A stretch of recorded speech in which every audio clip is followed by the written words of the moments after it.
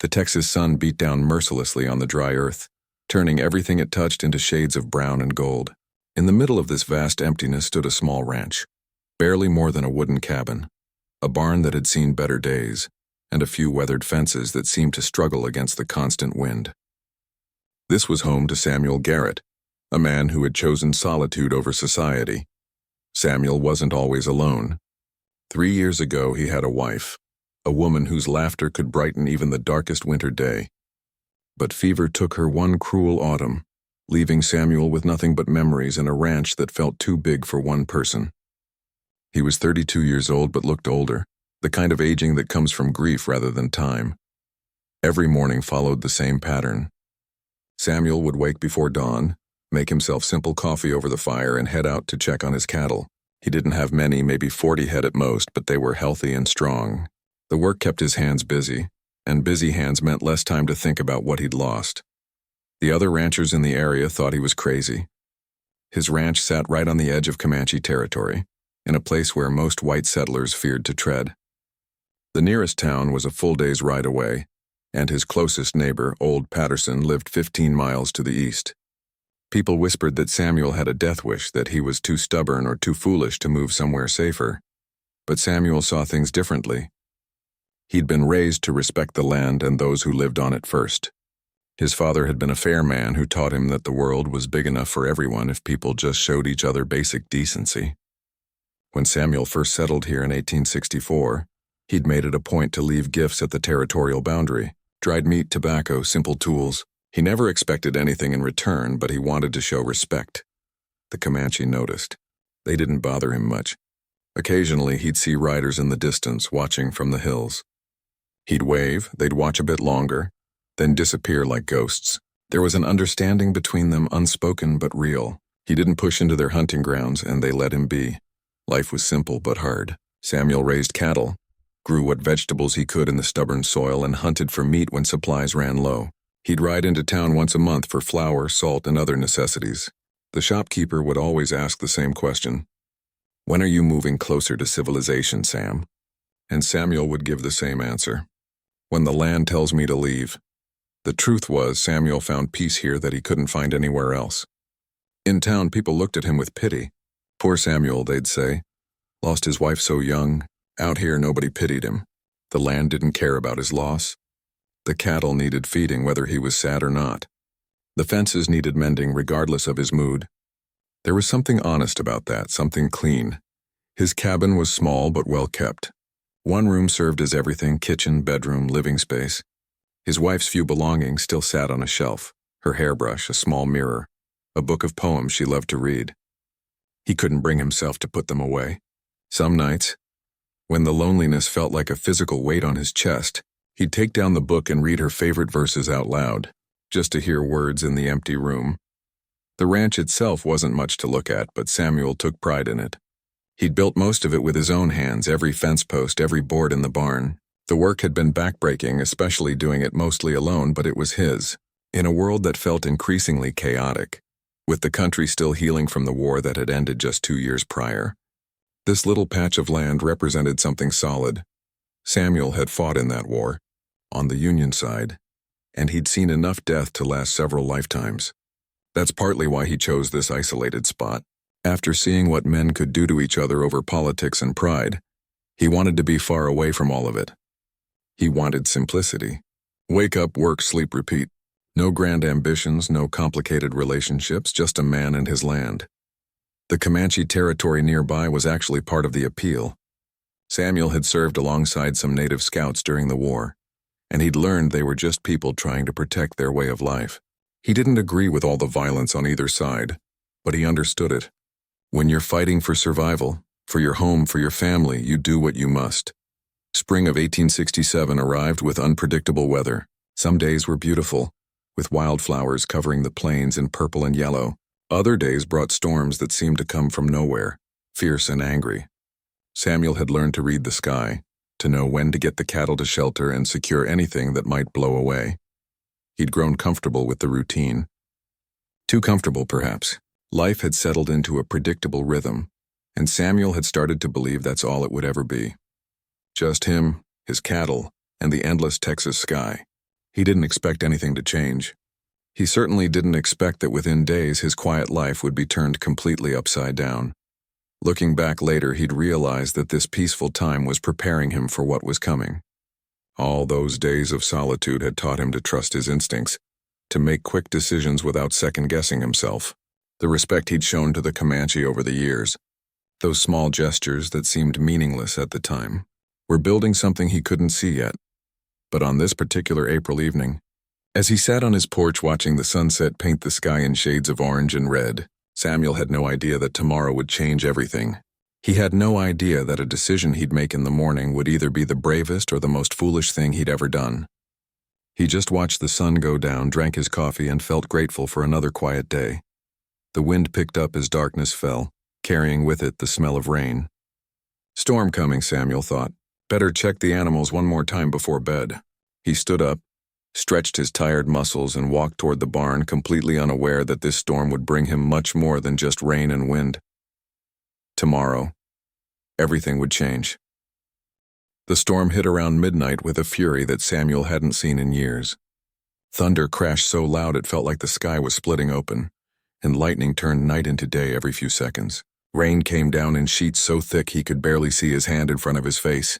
The wind howled like a living thing, threatening to tear the roof right off his cabin. Samuel lay in bed listening to the chaos outside. He wasn't scared. He'd weathered plenty of storms, but something about this one felt different. Heavier somehow, more violent. The cabin creaked and groaned under the assault, and he found himself wide awake, unable to sleep through the noise. Around 3 a.m, he heard a crack that sounded different from the thunder. Deeper, more final. That was a tree coming down, he thought. A big one by the sound of it. He hoped it hadn't fallen on his barn or crushed any of his fences. Repairs after storms like this always took days. The storm finally started to ease around dawn. The thunder moved off into the distance, and the rain settled into a steady drizzle. Samuel got up, exhausted from his sleepless night, and made himself coffee. He'd need the energy for whatever damage assessment awaited him outside. When he stepped out onto his porch, the world looked different. Everything was soaked, water pooling in low spots and branches and debris scattered everywhere. But his cabin and barn had held strong. Thank God for small mercies, he thought. Then he remembered that crack he'd heard in the night. Time to find out what had fallen. He saddled up his horse and rode out to check his property. The creek that ran along the western edge of his land had swollen to nearly twice its normal size, rushing and brown with mud. That's where he headed first, since that's where the biggest trees grew. As he got closer, he saw it. A massive cottonwood tree, probably 100 years old, had been struck by lightning and torn right out of the ground. It had fallen across the creek, creating a natural bridge. Samuel shook his head at the sight. That tree had been a landmark he used for directions. It would be strange not seeing it standing anymore. He was about to turn back when he heard something. A sound that didn't belong to the wind or the water. A whimper maybe, or a weak cry. He froze, listening hard. There it was again, coming from near the fallen tree. Samuel dismounted and carefully made his way through the mud and debris. As he got closer to the tree, his heart started pounding. Trapped underneath one of the massive branches, partially submerged in the cold creek water, were 2 young boys. They were Comanche. He could tell from their clothing and the way their long dark hair was braided. Both were soaking wet and shivering violently. The older boy, maybe 14, was pinned by a heavy branch across his leg. He was conscious, but his face was twisted in pain. The younger one, probably around 12, was curled up against his brother, eyes closed. Samuel couldn't tell if he was unconscious or just exhausted. For a moment, Samuel just stood there, his mind racing. These weren't just any children. The beadwork on their clothes, the silver ornaments they wore, the quality of their moccasins, all of it spoke of high status. These boys came from an important family, maybe even the chief's own sons. The older boy looked up at him with eyes full of fear and defiance. He said something in Comanche, his voice weak but trying to sound brave. Samuel didn't need a translation to understand.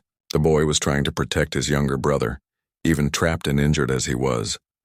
"Easy there, son," Samuel said softly, holding up his hands to show he meant no harm. "I'm going to help you." The boy didn't understand his words, but something in Samuel's tone must have gotten through because the defiance in his eyes flickered with confusion. White men didn't usually offer to help Comanche children. They usually caused the problems these children needed help from. Samuel assessed the situation quickly. The branch pinning the older boy's leg was too heavy to lift alone, but he could use his horse and rope to move it. The real problem was the cold. Both boys were showing signs of exposure. They'd been out here all night in the freezing rain. If he didn't get them warm soon, the creek and the cold would finish what the tree had started.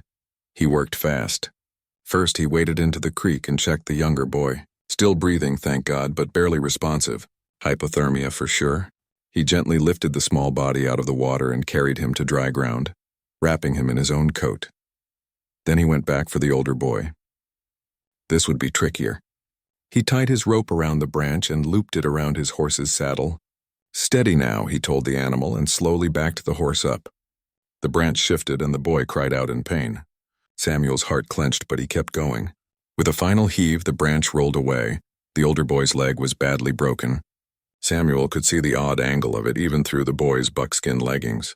Moving him was going to hurt, but leaving him here wasn't an option.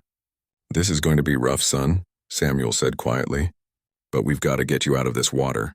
He lifted the boy as carefully as he could.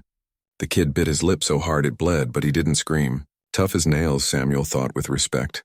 He carried him to where his brother lay and wrapped them both in every piece of dry clothing he had with him. Now came the hard part. The decision that would change everything. Samuel looked at these two boys, clearly important to their tribe, injured and helpless on his land. He had three choices. He could leave them here and ride away, pretending he never saw them. He could ride to the Comanche camp and tell them where to find the boys, or he could take them back to his ranch. The first option was impossible. He wasn't the kind of man who could leave children to die, no matter whose children they were. The second option was dangerous and time-consuming. He didn't know exactly where the Comanche were camped, and these boys needed help now, not hours from now. That left option 3. Take them home, patch them up, keep them alive.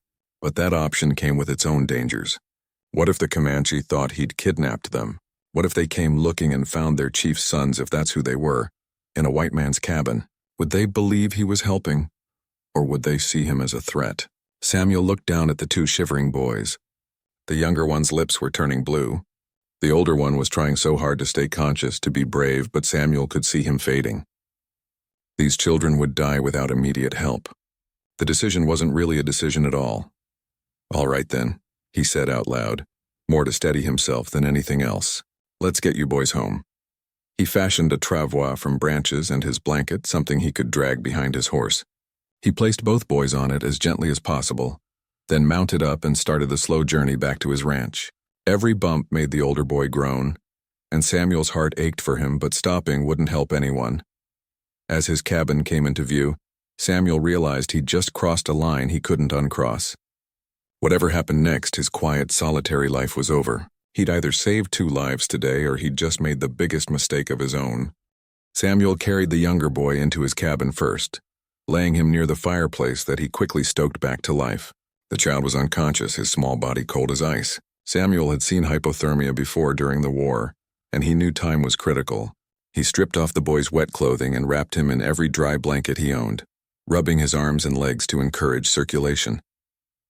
Going back outside, he carefully lifted the older boy. This one was heavier and complicated by the broken leg. The kid was semi-conscious now, mumbling in Comanche, probably calling for his mother or father. Samuel's throat tightened. These were just children, far from home, hurt and scared. He laid the older boy on his own bed, the only other comfortable spot in the small cabin. The leg needed immediate attention. Samuel had set bones before on himself once and on injured animals plenty of times, but never on a child, never on someone else's child. His hands shook slightly as he gathered what he'd need. The break was bad, but clean at least. No bone poking through skin. That was something. He found 2 straight pieces of wood that would work as splints and tore up an old shirt for binding. The whiskey he kept for medicinal purposes would help clean the wound and, if the boy would drink some, dull the pain of what came next. The older boy's eyes opened as Samuel approached with his supplies. Fear flashed across his young face, followed by that same stubborn defiance from earlier. He tried to sit up to protect himself, but the movement made him cry out and fall back. "Easy, easy," Samuel said in the calmest voice he could manage. He pointed to the leg, then to the splints, trying to communicate his intention. The boy didn't understand the words, but he seemed to grasp the meaning. He gave a short nod, then turned his face away and gripped the bed frame with both hands. Setting the leg was awful. The boy screamed, a sound that would haunt Samuel for weeks afterward.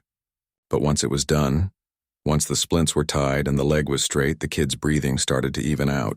Samuel gave him water with a little whiskey mixed in. The boy drank it, made a face at the taste, but kept it down. Over at the fireplace, the younger boy was starting to show signs of life. His eyelids fluttered and some color was returning to his cheeks.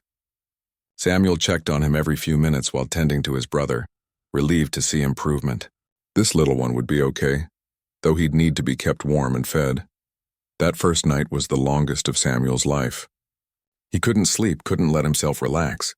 He kept the fire burning hot, checked both boys constantly, gave them water whenever they seemed alert enough to drink. The older boy developed a fever, which Samuel had expected from the injury. He changed the cold compresses on the kid's forehead every hour and prayed the fever wouldn't get worse. The younger boy woke up properly around midnight. His eyes went wide when he saw Samuel and he scrambled backwards until his back hit the wall. He looked around frantically, probably for his brother, and only calmed when he spotted the older boy in the bed. Samuel slowly pushed a cup of warm broth across the floor toward him. The boy stared at it suspiciously, then at Samuel, then back at the broth. His stomach growled loud enough for Samuel to hear. Hunger won over fear. The child grabbed the cup and drank it so fast he started coughing. By the second day, things had stabilized. The older boy's fever broke, and while he was still in significant pain, he was alert and watching everything Samuel did with sharp, intelligent eyes. The younger one stayed close to his brother, protective and wary but no longer terrified. Samuel tried to communicate through gestures and the handful of Comanche words he knew from his trading days. He learned the older boy was called Taka, which he thought meant something to know or maybe listener. The younger boy was Numano, a name Samuel didn't know the meaning of, but that sounded cheerful when the boy said it himself. Taka was clearly the responsible one. Even injured and in a stranger's home, he was trying to assess the situation, looking for threats, planning. Samuel recognized that look. He'd worn it himself during the war. This boy was a survivor. Communication came slowly, awkwardly. Samuel would point at something and say the English word. Taka would repeat it in his accented voice, then give the Comanche word back. Numano, once he decided Samuel wasn't going to hurt them, turned out to be a chatterbox. He'd point at things and say the Comanche words rapid fire, then laugh when Samuel couldn't repeat them correctly. By the third day, Samuel knew he was in trouble. Not from the boys themselves, but from what their presence meant. The longer they stayed, the more likely it became that their people were searching for them. And when the Comanche found their children here in a white man's cabin, what would they think? He'd tried to imagine how to explain it, how to show he'd helped, not harmed them. But every scenario he played out in his mind ended badly. The Comanche had no reason to trust him. Why would they? His people had been pushing them off their land for decades, breaking treaties, bringing disease and death. Still, what else could he do? Taka's leg needed weeks to heal properly. Moving him now would risk permanent damage. And where would Samuel take them anyway? He couldn't just drop them at the territorial boundary and hope they made it home. They were children, so he kept them. He continued nursing Taka's leg, making sure the splint stayed secure and the swelling went down. He fed them both simple foods, soup and bread mostly, things that were easy to digest and warm. He gave them his bed and made a pallet for himself on the floor near the fire. Something unexpected started happening around the fourth day. The boys began to relax. Not completely, they were still cautious, still watching for danger. But they stopped flinching every time Samuel moved. Numano even started helping with small tasks, handing Samuel things when he was cooking or tidying up the cabin without being asked. Taka remained more reserved, but Samuel caught him watching with something like curiosity. The boy seemed puzzled by Samuel's kindness, as if trying to figure out the angle, the ulterior motive. Samuel understood. In Taka's experience, white men probably weren't kind without reason. By the end of the first week, a strange routine had developed. Samuel would do his morning chores, checking on the cattle and mending what needed mending, always staying close to the cabin. When he came back, the boys would be awake, Numano chattering away in Comanche while Taka listened quietly. Samuel would make breakfast and they'd eat together, this odd little family that shouldn't exist. The language lessons continued. Samuel learned more Comanche words, started to understand simple phrases. The boy's English improved faster than his Comanche, probably because they were young and their minds were more flexible. Taka could now say basic things like water, thank you, and leg hurts.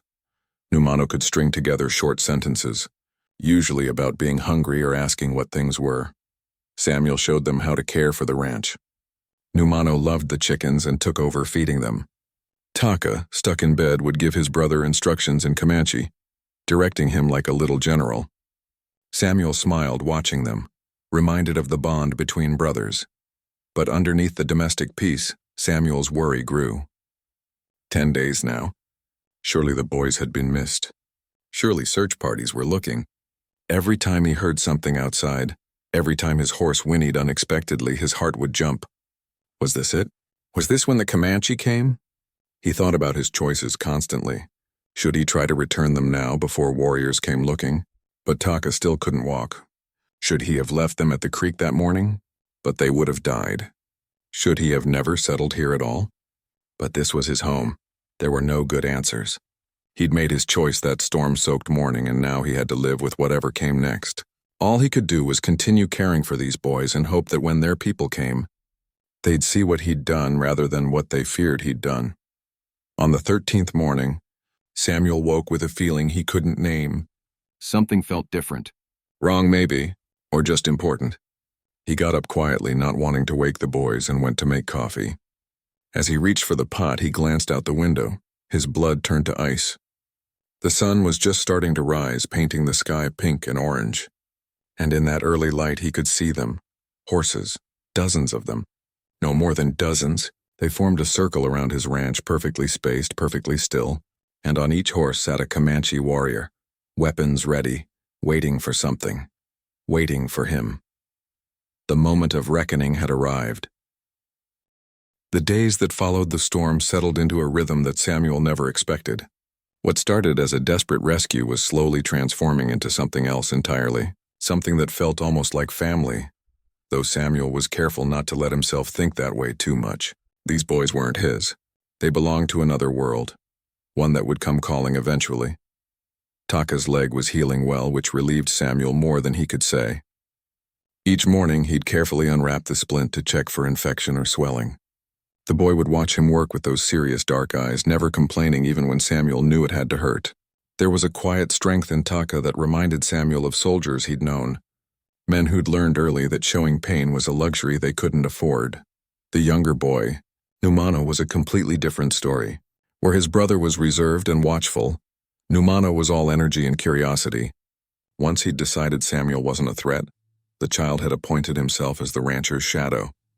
He followed Samuel everywhere, asking questions in Comanche that Samuel couldn't understand, but tried his best to answer anyway. "What is?" Numano would say in his broken English, pointing at something. A hammer, a cooking pot, a horseshoe. Each object fascinated him, and he'd repeat the English word over and over until he got it right, then run to tell Taka what he'd learned. Samuel found himself looking forward to these moments. The cabin had been silent for so long, filled only with his own thoughts and memories. Now it rang with the child's laughter, with conversation even when he couldn't understand the language, with life. The second week brought more progress. Taka insisted on trying to help despite his injury. He couldn't walk, but he could use his hands. Samuel brought him leather and tools, and the boy's face lit up in a way that made him look his age for once. Taka knew leatherwork, was actually quite skilled at it. He repaired a worn saddlebag for Samuel, his fingers quick and sure, creating stitches so tight they'd probably outlast the leather itself. "Good," Samuel said, examining the work. "Very good." Taka understood the praise, if not all the words. A small smile crossed his face, the first real smile Samuel had seen from him. It changed the boy's whole appearance, made him look less like a young warrior, and more like the 14-year-old child he actually was. Numano discovered the chickens during this time, and it became a love affair. The boy had probably never seen domestic chickens before. He'd sit in the yard for hours, watching them peck and scratch, laughing when they'd chase each other or fluff their feathers. Samuel showed him how to scatter feed, and Numano took to the task with serious dedication. Hen, Samuel taught him, pointing. Hen, Numano repeated, drawing out the word. Then he'd make clucking sounds, trying to talk to the chickens, which made even Taka laugh from his spot by the window. The language barrier was slowly breaking down. Samuel had always been decent at picking up words here and there from his trading days, but living with the boys accelerated everything. They taught him Comanche while he taught them English, and soon they were mixing both languages together in sentences that wouldn't make sense to anyone but the three of them. Water, pia, Numano would say, using both languages, or food good yura, meaning he liked what Samuel had cooked. Taka was more deliberate in his learning, practicing English phrases carefully before using them. Thank you, he said one morning after Samuel changed his bandages. 2 simple words, but they carried weight. This proud boy was acknowledging Samuel's care, accepting his help. You're welcome, son, Samuel replied, his voice rougher than he intended. Meals became a special time. Samuel would cook, usually simple fare because that's all he knew how to make, and they'd sit together. Numano would chatter about his day, talking to Samuel and Taka in rapid Comanche. Taka would translate bits and pieces into English, improving his own skills while keeping Samuel in the conversation. Through these translated fragments, Samuel learned about their life. They came from a large band, many families, lots of children. Their father, and here both boys' faces would become more serious, was an important man, a leader. Samuel had already guessed as much from their clothing and bearing, but having it confirmed made his stomach clench with worry. The boys also asked about Samuel. Where was his wife? Where were his children? Why did he live alone? Samuel tried to explain about the fever, about losing the person he loved most. The boys listened with solemn faces. They understood loss. Their people had experienced plenty of it. Sad, Taka said quietly, one of his newly learned English words. He reached over and briefly touched Samuel's arm, a gesture of comfort that made Samuel's throat tight. As Taka grew stronger, he started teaching Samuel things too. How to read weather signs Samuel had missed, how to identify tracks, the names of plants and their uses. The boy was incredibly knowledgeable for his age, probably because Comanche children were taught practical skills from the time they could walk.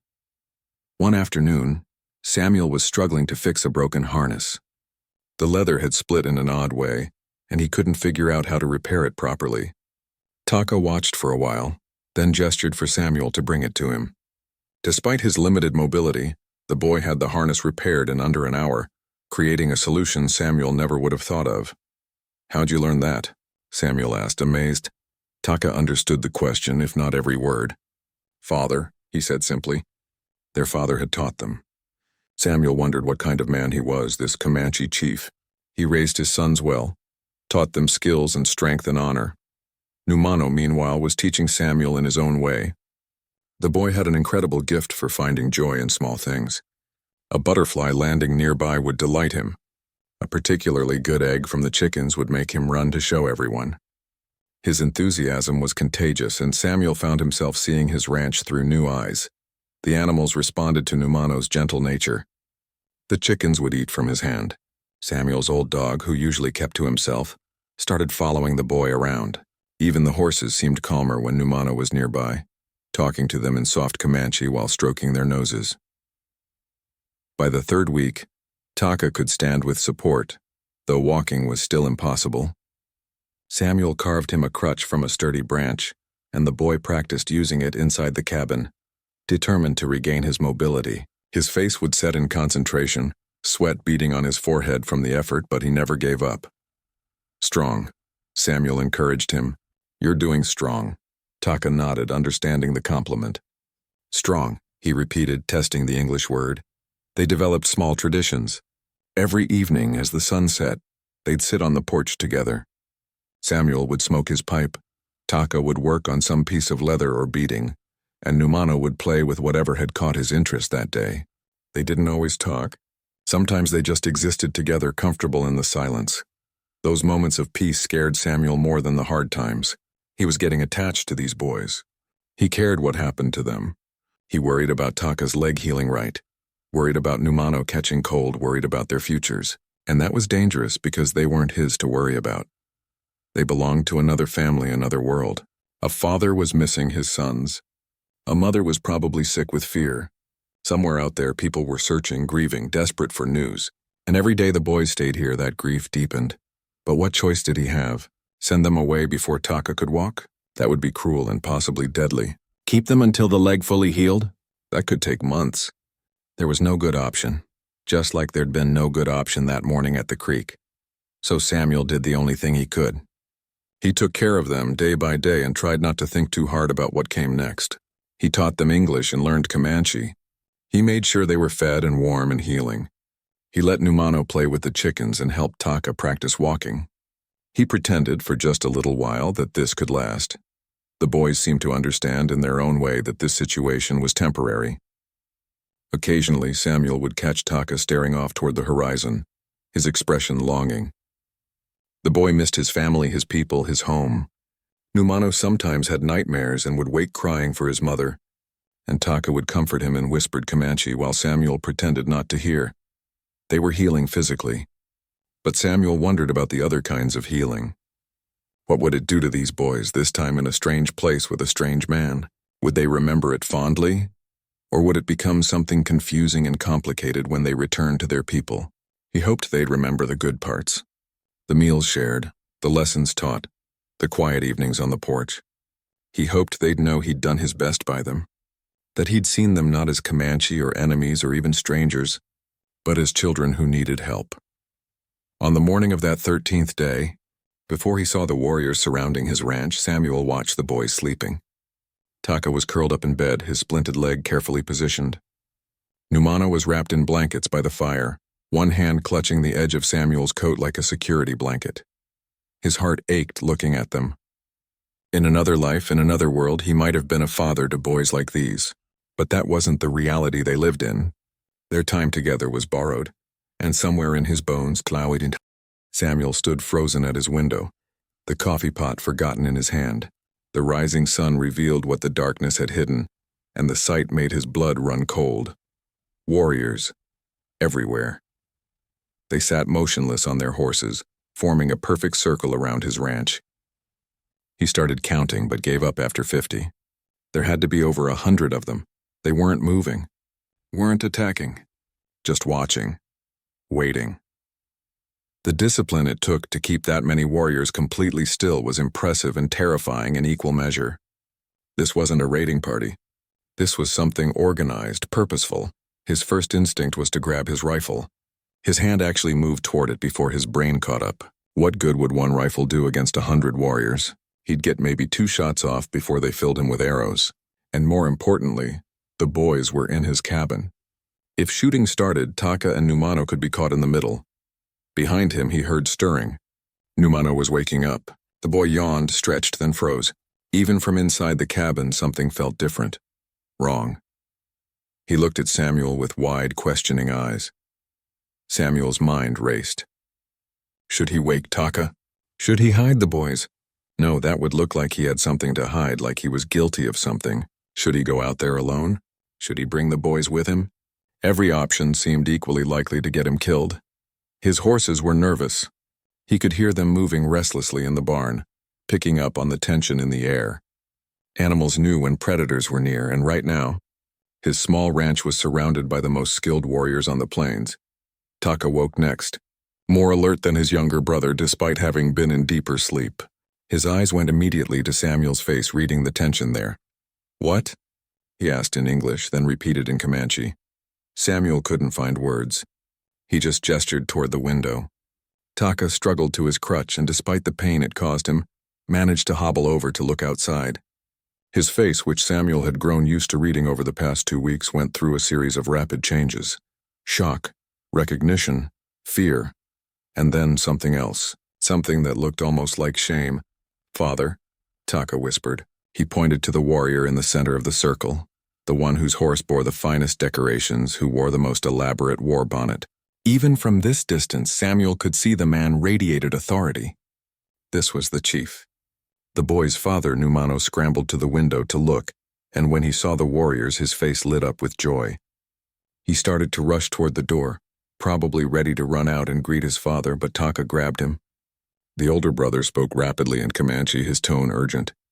Numano's joy faded to confusion. Samuel understood even without translation. Taka was telling his brother to wait, to be careful. The boy had spent 2 weeks with Samuel. He'd seen the rancher's kindness, his care, but Taka also knew how this looked from the outside. 2 Comanche boys in a white man's cabin. His father didn't know what had happened here. Couldn't know. The sun continued to rise, and still the warriors didn't move. Samuel realized they were waiting for him, waiting to see what he would do. This was a test maybe, or a standoff. The next move was his. He set down the coffee pot with hands that shook slightly, took a deep breath, made a decision. He'd faced death before during the war. He'd made peace with his own mortality years ago when fever took his wife. If this was how his story ended, at least he'd die knowing he'd done right by these boys. "I'm going out there," he said to Taka. The boy understood enough to nod. Samuel continued, speaking slowly so Taka could follow. "You and your brother stay here until I call you. Understand?" "Understand," Taka replied, then added something in Comanche. Samuel didn't know the words, but the tone was clear enough. "Be careful." Samuel walked to his door, paused with his hand on the latch. This was it, the moment that would determine if his kindness had been wisdom or foolishness. He sent up a quick prayer to whoever might be listening, then opened the door and stepped out onto his porch. The morning air was cool and crisp. Beautiful, really, if it wasn't for the 100 armed warriors surrounding his property. Samuel kept his hands visible and away from his sides. No weapons, no threat. He stood there on his porch, one man facing an army, and waited. The chief raised his hand. Just a small gesture, but every warrior saw it. Still, they didn't move. Didn't attack. The chief was studying Samuel, assessing him from across the distance. Samuel could feel those eyes on him, weighing and measuring. Time seemed to stretch. Samuel's heart pounded so hard he could hear it in his ears. His mouth was dry. Every muscle in his body was tense, ready to move even though there was nowhere to move to. He thought about the boys inside, probably watching from the window. He thought about his wife, wondered if he'd see her soon. He thought about all the quiet days he'd spent on this ranch and how strange it was that they might end like this. A mockingbird called from somewhere nearby, oblivious to the tension. One of Samuel's chickens wandered into view, pecking at the ground. Normal ranch sounds against this absolutely abnormal situation. Still, nobody moved. Samuel understood slowly what was happening. This wasn't an attack, not yet. The chief was showing him something. Showing him the force he commanded, the warriors loyal to him, the power he held. More than 100 men had come here, ready for war if needed, because 2 boys mattered that much. It was a father's love, Samuel realized. Overwhelming, fierce, protective love. The chief would burn this ranch to the ground and everyone in it if he thought his sons had been harmed. But he was waiting, giving Samuel a chance to explain, or maybe giving his sons a chance to reveal what had happened here. The waiting was worse than action would have been. Samuel's legs started to ache from standing so rigidly. Sweat beaded on his forehead despite the cool morning. He wanted to call out, to explain, to defend himself. But instinct told him to stay quiet.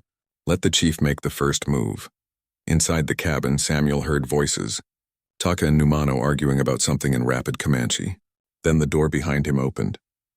He didn't turn around, didn't dare take his eyes off the chief, but he heard the boys come out onto the porch. Numano said something, probably wanting to run to his father. Taka responded sharply, holding him back. Samuel felt rather than saw Taka position himself beside him. The boy was standing on his crutch, his injured leg barely touching the ground, but he was standing, making a statement. The chief's face, which had been unreadable stone, flickered with something. Relief, maybe, or maybe just acknowledgement that his sons were alive. But his expression hardened again quickly. Alive wasn't enough. He needed to know more. Samuel felt Taka's hand grip his arm. Not roughly, but firmly. The boy said something in Comanche, loud enough for his father to hear. Samuel didn't understand the words, but he understood the gesture. Taka was claiming Samuel as an ally, or at least as someone who deserved to be heard. The standoff continued. The sun climbed higher. Samuel's legs trembled with fatigue. But still nobody moved. Nobody spoke beyond Taka's declaration. This was more than just about him and the boys now. This was about honor, about respect, about how leaders handled delicate situations. Samuel had heard stories about Comanche chiefs. They were chosen for their wisdom as much as their warrior skills. A good chief didn't just fight well, he thought well, made decisions that protected his people. The man sitting across from Samuel, radiating controlled power, was clearly such a leader. Finally, eternally later, though probably only minutes, the chief moved. He didn't dismount or signal an attack. He simply stared at Samuel for a long, heavy moment. Samuel stared back, not in challenge but in honesty. He let the chief see him, really see him. A simple rancher, a tired widower, a man who'd made a choice and was living with the consequences. Then the chief's eyes moved to his sons, scanning them for injuries, for signs of mistreatment. Samuel knew what he was seeing. Numano looked healthy, well-fed, clean. Taka was injured but clearly healing, the splint on his leg professional and careful.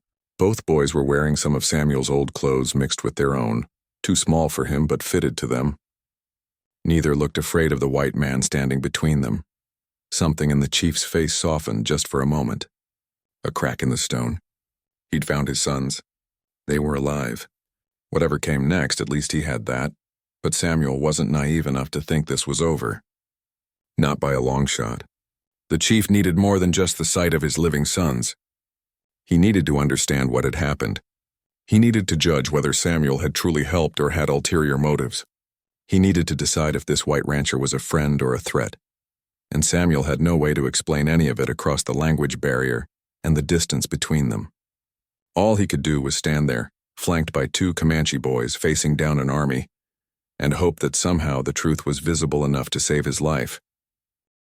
The moment stretched like pulled leather, ready to snap. Samuel stood on his porch, two Comanche boys beside him facing down their father and what seemed like half a tribe's warriors. His mouth was dry as dust, but he kept his expression calm. Showing fear now would be worse than anything else he could do. Beside him, Numano couldn't contain himself any longer. The younger boy called out to his father, his voice bright with excitement and relief. He waved, hopping from foot to foot with the boundless energy of a child who didn't fully understand the gravity of the situation. He wanted to run to his father. Samuel could feel it, but Taka's firm grip on his shoulder kept him in place. Taka said something else, louder this time. His voice carried across the ranch yard to where his father sat on his magnificent horse. The boy was explaining, Samuel realized, telling his father what had happened. The words came fast and earnest, gestures accompanying them. Taka pointed to his leg, to Samuel, to the direction of the creek.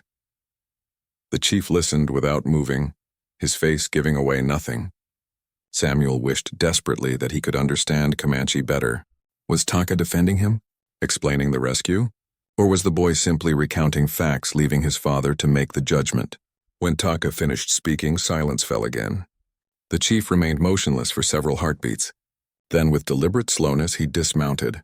The movement seemed to ripple through the circle of warriors. Hands tightened on weapons. Horses shifted. Everyone was ready for whatever came next. The chief walked forward. Not quickly, not aggressively, but with the steady pace of a man who had nothing to prove and everything to protect. He was tall, Samuel noted, with broad shoulders and the build of someone who'd spent his life on horseback. His face was weathered by sun and wind, marked with the lines of a hard life. This was a man who'd seen battle, who'd lost people, who'd made impossible decisions. Not so different from Samuel, really, just from a different world. Samuel's instinct was to step forward too, to meet the chief halfway, but something told him to stay still. Let the chief come to him. Don't make any moves that could be misinterpreted. So he stood there, forcing his legs to stop trembling, and waited. The chief stopped about 10 feet away, close enough to talk, far enough to react if needed. Up close, Samuel could see his eyes, dark and sharp, missing nothing. Those eyes went to his sons first, scanning them thoroughly. This was a father's inspection, looking for any sign that his children had been harmed. Numano couldn't wait anymore. He broke from Taka's grip and limped forward, still recovering from his own ordeal. He was talking rapidly in Comanche, his small hands gesturing to Samuel, to the cabin, to the chickens pecking in the yard. Whatever he was saying made his father's eyes flicker to Samuel briefly, before returning to his son. The chief knelt down, gathering Numano into his arms. The stern warrior face cracked for just a moment, showing the father underneath. He held his younger son tightly, one hand cradling the back of the boy's head. Numano buried his face in his father's chest. and Samuel heard something that sounded like crying. Though whether from relief or remembered fear, he couldn't tell. After a long moment, the chief released Numano and turned to Taka. The older boy stood straighter despite the pain it caused his injured leg.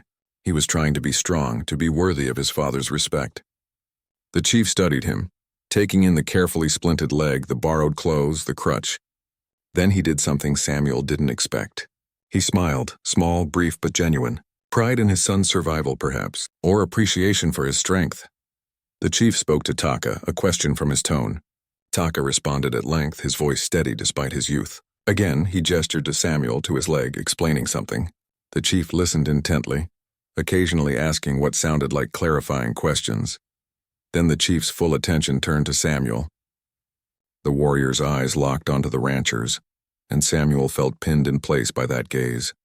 He was being measured, judged, evaluated. Every instinct screamed at him to defend himself, to explain, to make the chief understand.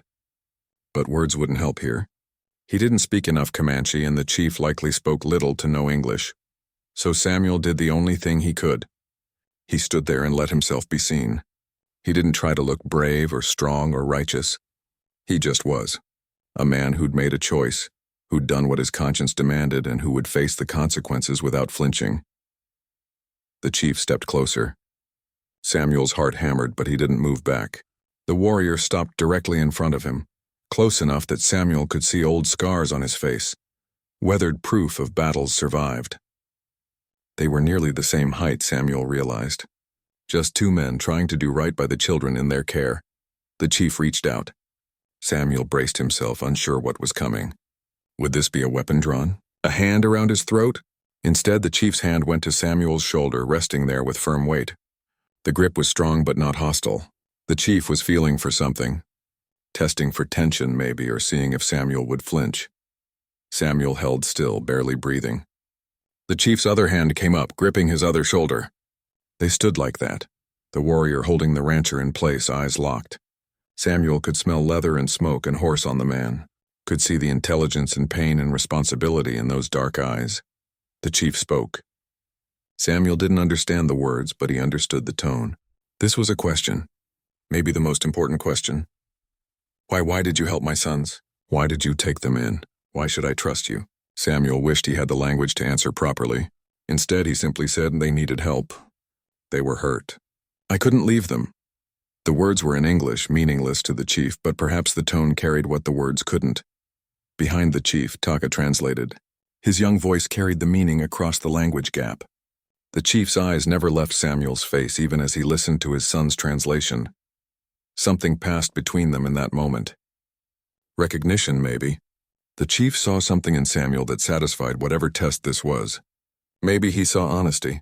Maybe he saw a man who understood duty and honor, even if they defined those concepts differently. Maybe he just saw someone who was too foolish or too kind to let children die. The chief released Samuel's shoulders and stepped back.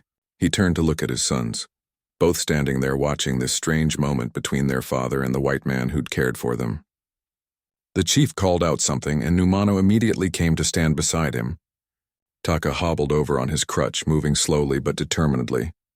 The chief examined Taka's leg more closely now, carefully touching the splint, checking how it was set. Taka explained something, probably about how Samuel had set the bone. The chief's fingers traced the bindings, testing their security. When he looked up at Samuel again, there was something different in his expression. Not exactly approval, but acknowledgement. The leg had been treated well. Professionally, even. Numano was talking again, apparently unable to stay quiet. He was pointing at things around the ranch, probably explaining their 2 weeks here. The chickens he'd fed. The cabin where they'd slept. Samuel heard his own name, Samuel, several times in the boy's rapid speech. The chief listened to all of it. Occasionally, he'd ask Taka something, getting the older son's more measured perspective to balance Numano's enthusiastic account. The picture forming was complete now. The storm, the fallen tree, the rescue, the care provided, the healing taking place, the language lessons and shared meals. Finally, the chief turned back to Samuel. His face was still serious, still carrying the weight of leadership, but the hostility was gone. He'd made his judgment. Whatever he'd been looking for in Samuel, in his son's behavior, in the way they interacted, he'd found it. or at least found enough to stay his hand. The chief spoke to Taka, who translated haltingly into English. "My father says, 'You are a good man. You save his sons.' He asks, 'Why?' Samuel thought about how to answer. Finally, he said simply, 'Because they needed help. Because they're children. Because it was the right thing to do.'" Taka translated, stumbling over some words but getting the meaning across. The chief nodded slowly. He understood, even if it defied his experience with white men. Here was one who'd acted with honor, who'd seen two Comanche boys not as enemies but as human beings in need. The chief looked around the ranch, taking in the modest cabin, the worn barn, the simple life Samuel led. This wasn't a rich man's spread. This wasn't someone with resources to spare. And yet Samuel had shared what little he had without hesitation. That meant something. Behind them, the circle of warriors had remained motionless this entire time. But Samuel could feel the tension easing. Whatever was happening here, it wasn't going to end in violence. The chief's body language, the way he spoke to Samuel now, all of it suggested a different outcome. The chief placed his hand over his own heart, then extended it toward Samuel. It was a gesture that transcended language. Respect. Thanks. Recognition of what had been done. Samuel mirrored the gesture instinctively, his own hand going to his heart. They stood like that for a moment, two fathers from different worlds who understood each other better than they expected. The chief had come prepared for war, ready to destroy everything Samuel owned if his sons had been harmed. Instead, the chief walked slowly around Samuel's ranch, and with every step, Samuel felt his future being decided. The warrior's eyes took in everything. The state of the fences, the condition of the animals, the cabin itself. He was reading Samuel's life like a tracker reads signs on the ground, looking for truth in the details. Numano followed his father closely, still chattering away. The boy seemed oblivious to the weight of this moment, just happy to be reunited with his father. He pointed out the chickens he'd been feeding, acting like a tour guide showing off a place he'd come to know. The chief listened to his younger son with one part of his attention, while the rest stayed sharply focused on assessing everything around him. Taka remained on the porch, his injured leg making it difficult to keep up. But Samuel noticed the boy was watching everything too, reading his father's reactions, trying to gauge what the man was thinking. There was worry in Taka's eyes. Despite his youth, he understood the stakes here better than his brother did. The chief stopped at the barn. Without asking permission, which wasn't surprising, he walked inside. Samuel's stomach clenched. The barn was where he kept his tools, his supplies, everything that told the story of how he lived. It was also poorly lit and full of shadows, places where someone could hide weapons or evidence of wrongdoing. Samuel heard the chief moving around inside, the soft sounds of things being moved, examined. It felt like an eternity before the warrior emerged. His face showed nothing, gave away no reaction to what he'd seen. He moved next to the chicken coop, studying the simple structure, the healthy birds. Then the chief did something unexpected. He walked over to the small garden patch beside the cabin where Samuel grew vegetables. He knelt down, running his fingers through the soil, examining how it had been tended. He looked at the few plants struggling to grow in the Texas earth, the careful way they'd been watered and protected from the harsh sun. Samuel understood what was happening. The chief was looking for contradictions. A man who mistreated children wouldn't carefully tend a garden. Someone with ill intentions wouldn't bother maintaining his property with such obvious care. The chief was verifying his son's story by checking if Samuel's character showed through in how he lived. Standing up, the chief walked back toward the cabin. He gestured for Samuel to follow, and they went inside together. Numano tried to come too, but the chief said something sharp that made the boy stay outside with his brother. This was between the men now. Inside the small cabin, the chief's presence seemed to fill the space. He looked at everything. The single bed where Taka had been recovering, still unmade from that morning. The neat stack of firewood. The cooking area with its simple pots and provisions. Samuel's few personal belongings. His late wife's items still on their shelf. The chief picked up the book of poems, examining it curiously. He couldn't read English, but he understood what a book meant. Education, culture, gentleness. He set it down carefully and moved to where the medical supplies were kept. The bandages, the herbs, the whiskey used for cleaning wounds. His fingers touched these items lightly, considering. Then the chief noticed the beadwork. Taka's repairs to Samuel's saddlebag sat on the table, the intricate stitching clearly Comanche work. The chief picked it up, studied it closely. He spoke, probably asking a question, and Samuel wished desperately that he could answer. Instead, he could only gesture to the table, to the tools he'd provided, trying to communicate that he'd given Taka something to do while recovering. The chief set the saddlebag down and turned to face Samuel directly. They were standing in close quarters now, the small cabin forcing them into proximity that would be considered intimate in any culture. The warrior studied Samuel's face for a long moment, those sharp eyes searching for something. What the chief saw, Samuel couldn't guess. A lonely widower's sadness, maybe. The honest weariness of a man who worked hard for little reward. Whatever judgment was being passed, it was happening in silence in that long look between them.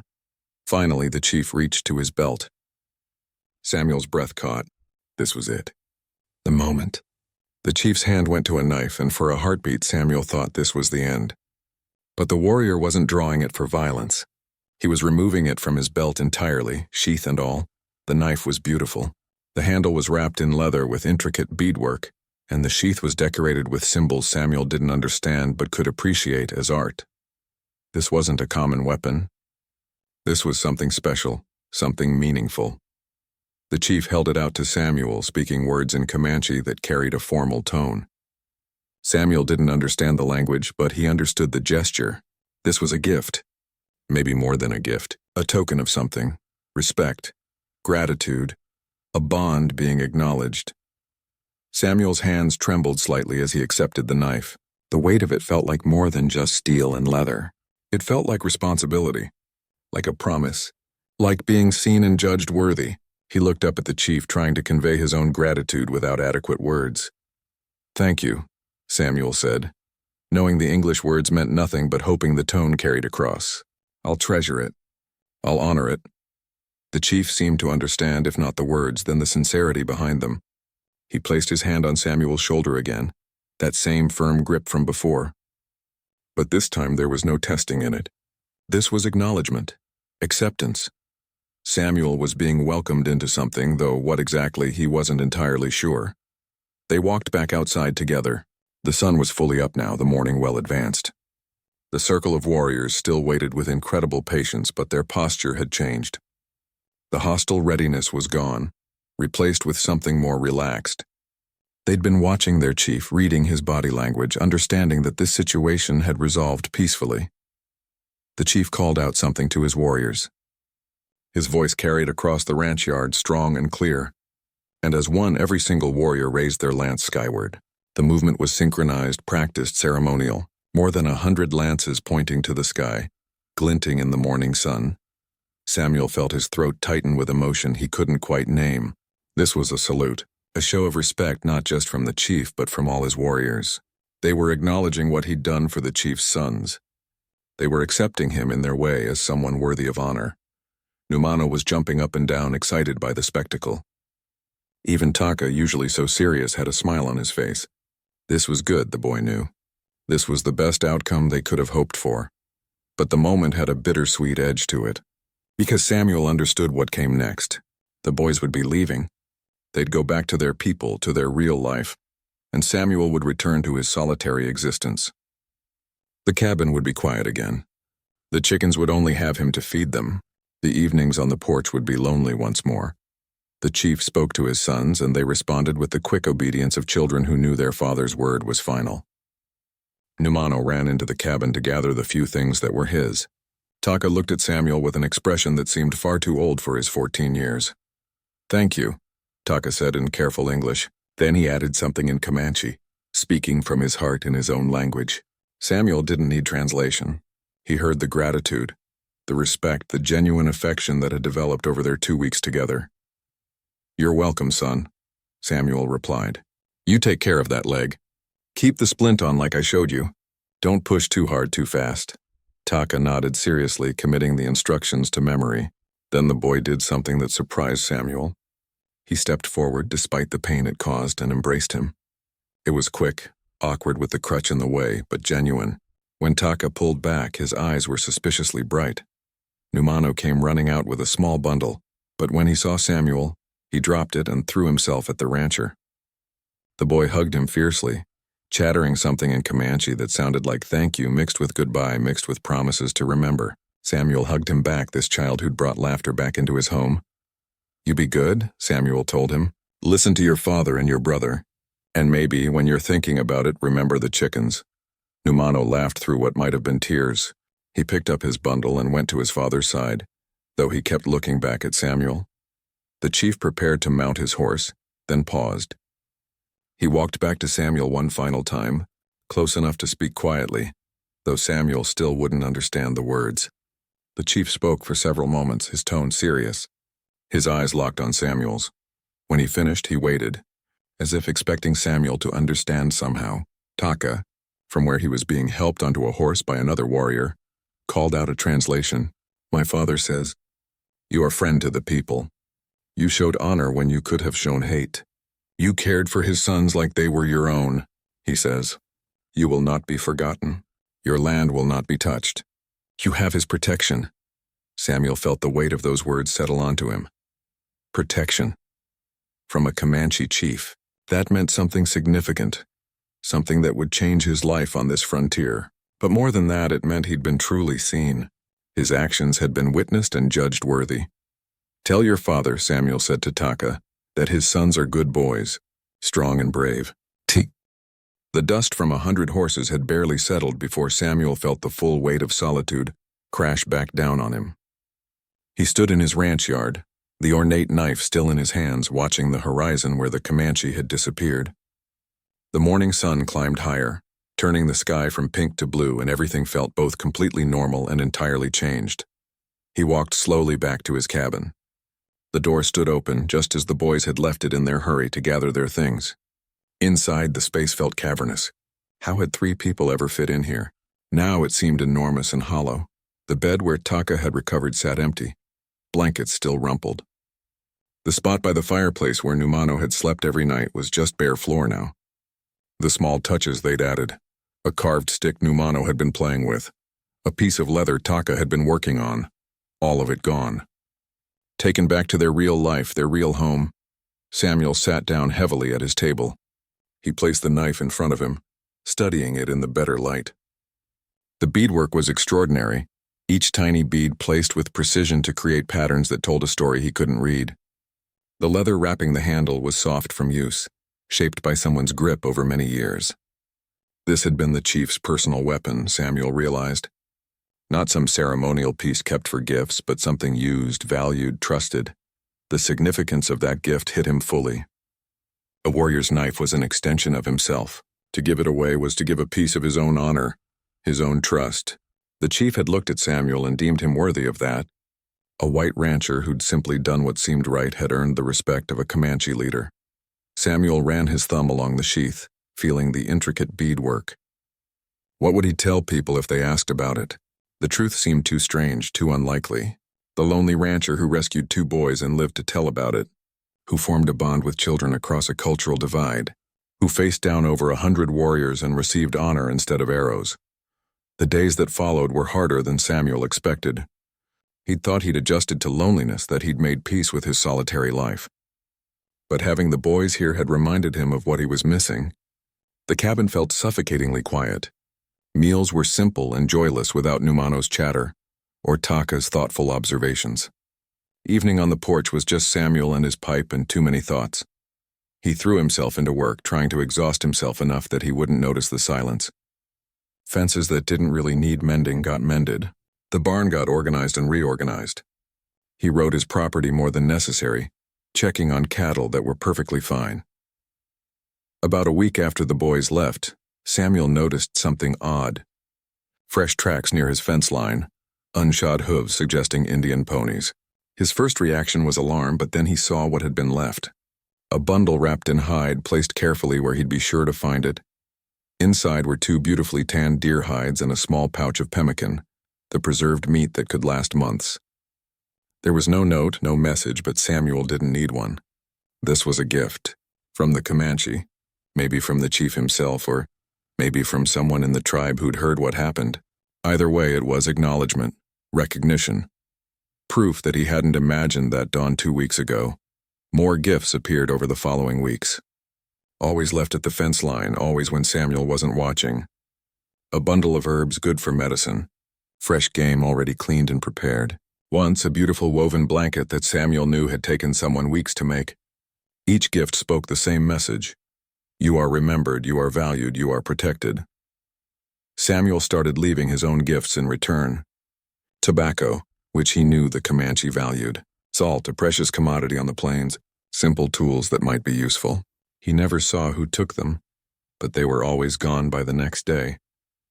This silent exchange became a conversation without words, a friendship maintained through respect and generosity.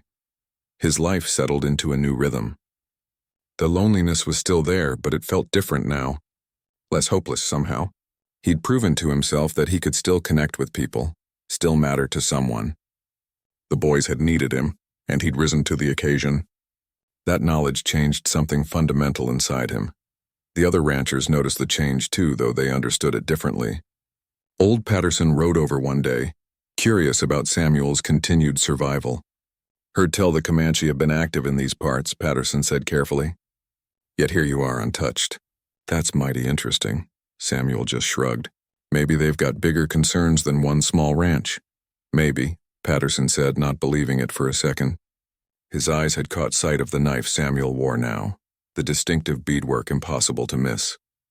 Or maybe you've got protection that money can't buy. Samuel didn't confirm or deny it. Some stories were too personal to share, too important to risk diminishing by telling them badly. Let the other ranchers speculate. He knew the truth, and that was enough. Months passed. Spring turned to summer, then fall. The gifts continued irregular but steady. Samuel never saw his benefactors, but he knew they were there, watching over him, keeping their word, honoring the bond that had been forged that strange April.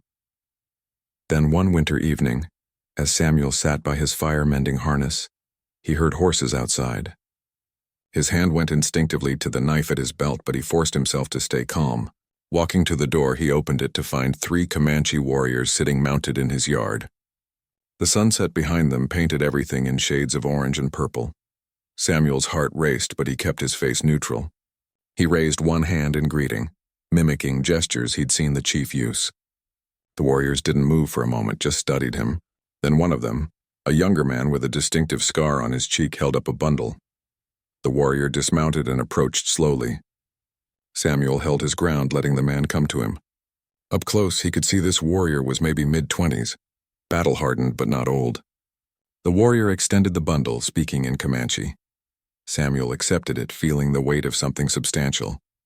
"Thank you," he said, knowing the warrior probably didn't understand but hoping the gratitude showed anyway.